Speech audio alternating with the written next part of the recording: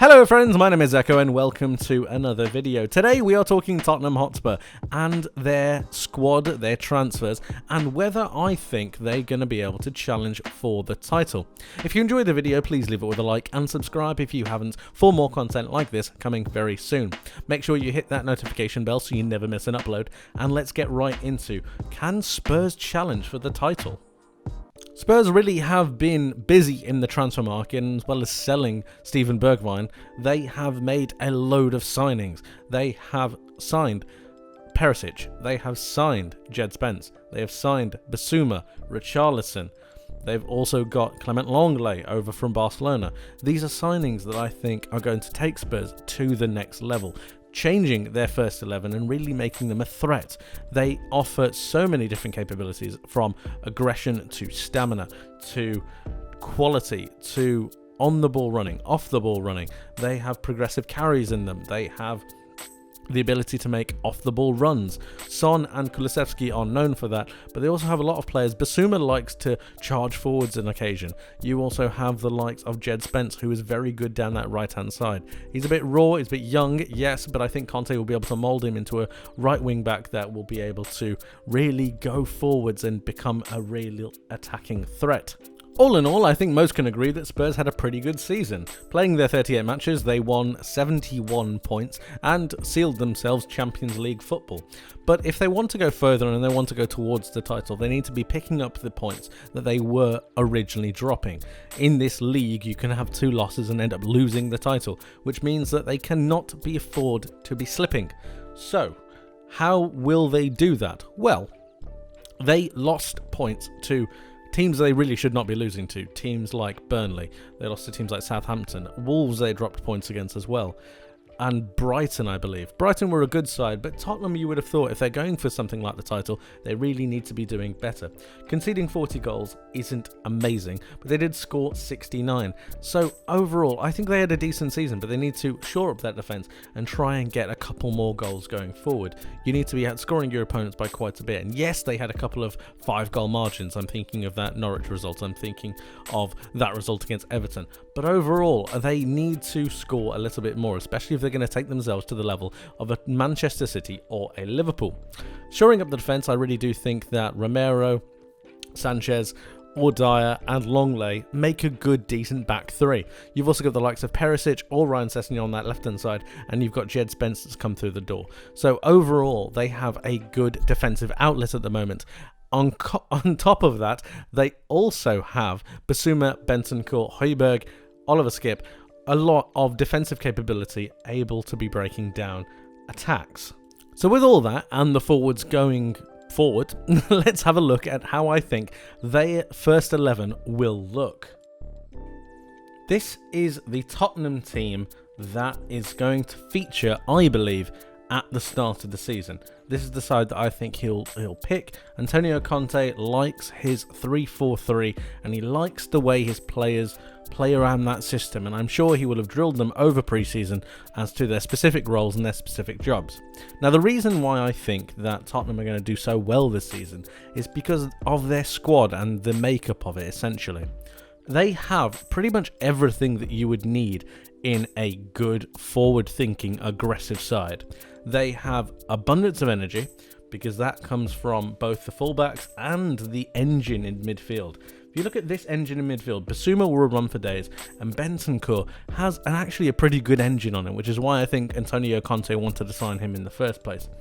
Failing that, you also have the likes of Højbjerg, you also have the likes of Skip, who will run for days for you. So that's one big major issue for Tottenham against other teams, is that they will more than likely try to outwork the opponent nowadays. That wasn't always the case, especially under Mourinho, but I really do think that that might be the case nowadays. When Tottenham were looking towards attacking, it was fairly one-dimensional under Mourinho, but under Conte I think it's going to have a whole new life about it. I mentioned the fullbacks a second ago, and Sessegnon, who I think will be playing most of his games, I think he's going to come into his own this season, and I think Conte is going to trust him a lot more. You hear some rumours about Reguilón moving on, and I think that's because of Conte's trust in Sessegnon. I think that he signed Perisic as a gap filler, essentially, one that could play on the right, play on the left. He could play forward lines if he needs to in some of the games where they don't need their big hitters. I think he was a good signing, but I don't think he's going to be playing week in, week out for them. I think that will be Sessegnon. I think he's got abundance of pace, he's got a lot of technical abilities, and I think he's got a decent cross in him. And I think if Conte trains him well enough and gets him to learn the basics of just crossing into the box, crossing accurately, and crossing at a good time, I think he'll turn into one of the best left wing backs in the Premier League. I know that's a big statement, but I really do think that. I think he's got an abundance of quality. He's a really talented player, and I really do like the way he plays. And I think Conte will be able to utilise that in his system, as I'm about to explain. So, you have the front three of either Kulusevski, Richarlison, Kane and Son. This picks itself, essentially. Son will be allowed to make these kind of runs. Just let me show you. He'll be allowed to make these kind of runs inside, if you know what I'm saying. He will be able to go across the line. Kulusevski and Richarlison will be able to go across the line. Kane will sit deep and then spray those passes around. And what I mean by that is that they will be the runners, essentially, for Kane. Kane will get into the box occasionally, of course, when Sessegnon moves forward, and then Spence comes forward as well. But it's mainly going to be through the runners of Kulusevski and Richarlison. It's that threat in behind that Tottenham never seemed to have before. He also has the ability, Kane, to slot into midfield if he ever needs to, and then there's always that chance for a ball over the top to Kulusevski, a ball over the top to Son, which allows the play to be spread once more. On top of all of that, all of these players are very good with the ball at their feet, and they all can play in tight-knit spaces. We know Son can, we know that Kulusevski is very good at running and making space in the channels. We also know that Kane is very good at playing those 1-2 passes. So when it needs to, when they're under the press of a team like Liverpool or Man City, I do think they're going to have a better chance of getting out of it rather than not. They also have the backing of Bentancur and Basuma, who will be obviously moving around to allow space for everyone. And then I haven't spoken about the back three yet, but the back three is actually one of Tottenham's best assets. They have Romero, who's one of the best centre-backs, I think, in this Tottenham side and possibly in the league. You have Eric Dyer, who's probably the only question mark over him.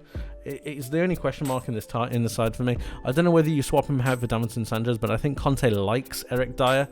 I really like Longley because I know he had a bad time at Barcelona, but I think that his left foot will be able to open up some passing lanes and open up some channels that a right-footed player just wasn't able to. And that's why I think Conte liked Ben Davies, just because of his left foot, because of his positioning and his ability to be able to find a pass down that left-hand side channel.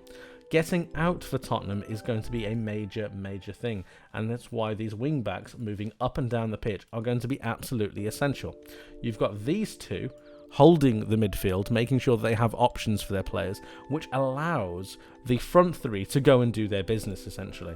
You've got Son with the ability of literally going anywhere, and I do mean anywhere. Harry Kane will be making bursts into the box, and then Kulusevski will be making those runs also. The amount of runs that they both can make, Son and Kulusevski, I know that looks ridiculous, but I promise you it's not. These are the kind of runs that are going to be made continuously to try and open up space for Harry Kane and for their fellow teammates. It's actually incredible. Richarlison is far more of a forward than he is a winger nowadays. He does have a lot of running capabilities. He also has a high pressing capability, and that's one thing that I also think we're going to see with this Tottenham side. I think they're going to press very high. You've got energy in Spence and Sessegnon. Basuma has a load of energy, and so does Bentancur. Bentancur might stay behind a little bit more, but Basuma can go in with the press. And when you see one of them go, you're going to see everyone go. You move these players forward, and it's very much like Man City do and Liverpool do. They find a trigger and then they start pressing. Kane might not be a pressing option. He might be a trigger. So he might start the press. They might move away. The defense might move away from him. And then Kulusevski goes. Then Son goes. And then Sessegnon's here to cover. Spencer's here as well. It's really going to be an interesting thing to see whether Tottenham really dedicate themselves to that pressing game, because I think it's something they would be able to do brilliantly. On top of all of that I've just said, they have a lot of aggression in them. I mentioned this. Romero's very aggressive. Spence is energetic. I'm not sure how aggressive he is. Kulusevski can be aggressive. Bentancur and Basuma will be destroying midfields. cutting out passes and making sure that they give opposition attacks a living nightmare. Sessegnon isn't so aggressive, he's not so strong either. I think he needs to bulk out and fill out a little bit before he can become that, but I do think he's got that in his locker. Longley isn't so aggressive, but he's very good tactically and very good positionally, and that's why I think you need a faster player. I think Sanchez might come in for Dyer sooner rather than later. I just don't think Dyer really has the pace. I think the pace of Sanchez covering both Romero and Longley might fit Tottenham a little bit better, but I might be wrong about that. Overall, Son, Kane and Richarlison are a deadly front three. You've got energy and quality in midfield and the wing backs, and then you've got a very, very sturdy back line who can deal with either balls in behind. I clicked the wrong thing. You've got the option to have balls in behind, which Romero, Dyer can deal with occasionally and Longley can do sometimes, but you've got that option. You've got Romero's fast enough to get down the channels. Sessegnon and Longley are both fast enough to get down the channels, which means they have a lot of options covered. Playing through this Spurs side is going to be very difficult, just as how a 3 at the back and a 3-4-3 system works. It's going to be extremely difficult to play through them, and they're going to be wanting to hit you on the counter-attack. I don't expect them to have too much of the ball. I think that overall, yes, sometimes they might do, but against the bigger teams, the Man City, the Liverpool, I think you can expect them to dominate possession, which is fine for Spurs because of the pace that Richarlison or Kulusevski or Son have. Again, taking these channels into consideration, making sure they make the defense work. If you think about the way that Liverpool play their football, I'm just going to bring these two on here right now. If you think about the way Liverpool play their football, they're very, very high up. The fullbacks go forwards. If we move these on a little bit, this is Trent Alexander-Arnold, this is Andy Robertson, and you have Van Dijk and probably Matip or Konate next to him, which means that they play an extremely high line and hope for offside traps. When they hope for those offside traps, they do not bank on players like Kulusevski or Son running in behind. This is why Tottenham played so well against Liverpool last time. They caused them absolute nightmares, and if you make sure that your defence is covered well enough, I really do think they're going to have a decent shot at taking those big teams out. This goes differently for Man City. When Man City play, it's a bit more of a controlled possession game. You're still going to be looking for those channel runs, but you're going to need to get the ball higher up the pitch quicker, a lot quicker than you would do against Liverpool. You need to try and destroy that Man City back line. Rodri is going to be holding, which is why 1-2s in between Kane, Son and Kulusevski are going to be crucial, which is why I'm saying that it's so good that they have all of these options. They have quality players who are willing to work hard, who are willing to give everything, and they have just an abundance of talent, running ability and aggression. This is a fantastic Spurs front 11, and I really do think they're going to do sensational things this season.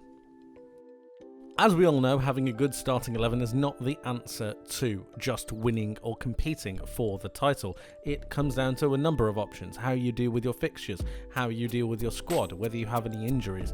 The list goes on.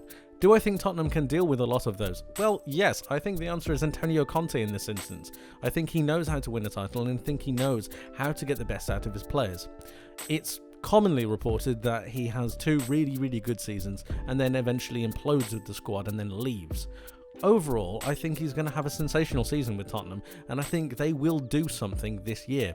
Whether it's challenging for the title or whether it's winning a trophy, I'm not so sure. I do definitely think at this current point in time, they have a best case for achieving a challenge on the 2 frontrunners, that obviously being Liverpool and Man City. I'm not sure Chelsea are quite there, and anyone else below that isn't really looking towards challenging for the title. Tottenham, I think, have made the signings that are clever, smart, and ones that can really take themselves forward. Couple that with an amazing manager like Antonio Conte, who knows the ins and outs of this league, who knows what it takes to win this league. I really do think he has what it takes to take Tottenham to the next level, and with these signings I really do think that could be an option. His style of play and the way he works his side are going to be crucial things. I will throw in a couple of question marks though, because I think that's absolutely necessary. We have a World Cup coming up in December, and like it or not, a lot of the Tottenham players will be going to that World Cup. How will they come back after it finishes, and will it be beneficial for them to go during a season rather than at the end? Will they have fatigue? Will they have a long run in the competition, meaning that they are out and tired when they get back? Will they understand the limits and the heat going forward, and will they be able to cope with the extra amount of game times and the extra amount of pressure? We saw at the end of the Euros, when England came back, there was a lot of drop off for a lot of players. Harry Kane didn't really play very well, Sterling didn't play very well, Shaw didn't play very well, Marcus Rashford didn't, and so on and so forth. There was a big drop off with a lot of the England players, and I wonder whether that might be the case for some of the countries that inhabit Tottenham's squad. I'm not saying it's going to be the be-all and end-all, but I do think it's a question mark that needs raising. We've never dealt with something like this before, and it's something that we need to consider. Another thing we need to consider is Antonio Conte's record in the Champions League. He hasn't exactly got a fantastic record of Champions League dealings, and Tottenham are obviously going to be in it this season. How he handles the decision of playing Champions League football and playing in the Premier League will be interesting, and how he weighs up the importance of continuing in the league or continuing further on in the Champions League. I know I'm making a lot of presumptions here that they'll be able to get out of their grip, but with their level of squad and with the level of quality that they currently have, I don't think that should be an issue unless they get a horrendous draw. Going forward into the Premier League, I think it's going to be crucial that Tottenham start fast, and if they don't, that's going to be another banana skin for them to look out for. I really do think that there's a lot of different criteria that goes into making a Premier League season and making a good title charge, but at the moment I do think that Tottenham have placed themselves in a good position to be able to go forwards and think that they might be able to challenge for the title. It's now or never for them, really.